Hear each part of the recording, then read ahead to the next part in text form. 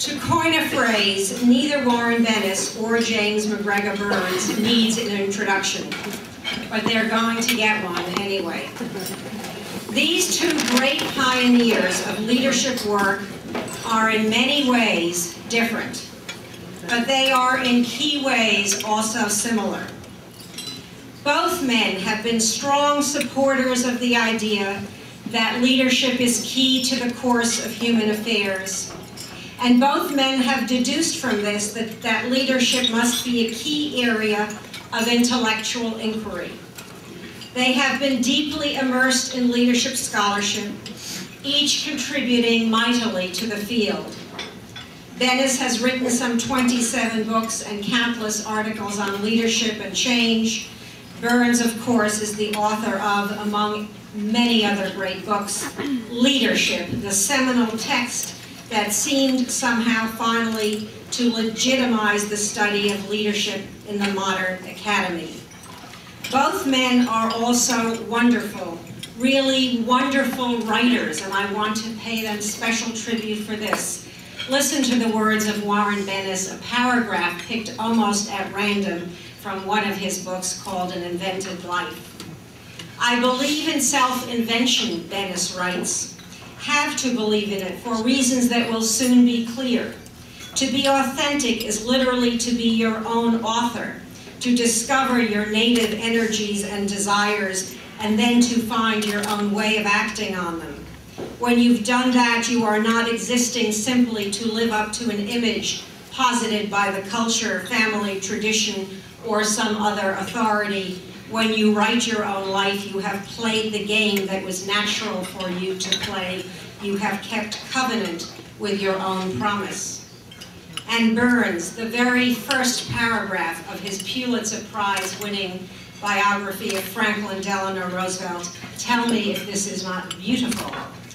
About halfway from Albany to New York, the Hudson River flows into a narrow channel, crooks slightly leftward, and then resumes its promenade along the Atlantic.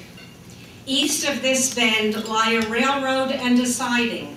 From the siding, a dirt road climbs steep slopes through dense woods to a gently rolling plateau.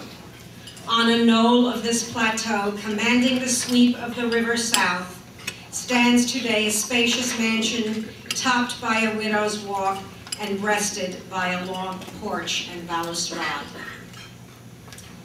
Both men, and I return now to their similarities, both men made it a point in how they've lived their lives also to practice what they preach. Their life's work has been to lead up close and personal, as well as to write about leadership.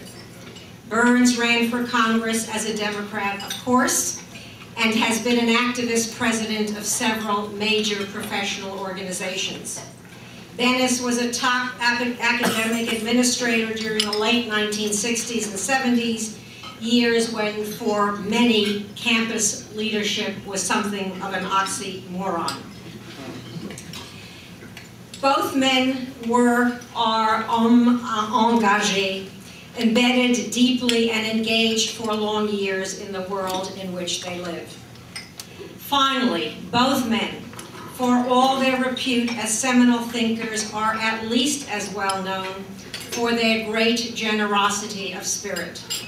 Hundreds of their former students and mentees would readily, eagerly testify to the personal and professional support, encouragement, heart given to them by Warren Bennis and by James MacGregor Burns. Jim will begin the exchange by making some remarks. Warren will then follow. They will then talk to each other and to you. I give you Jim Burns first and then Warren Bennis.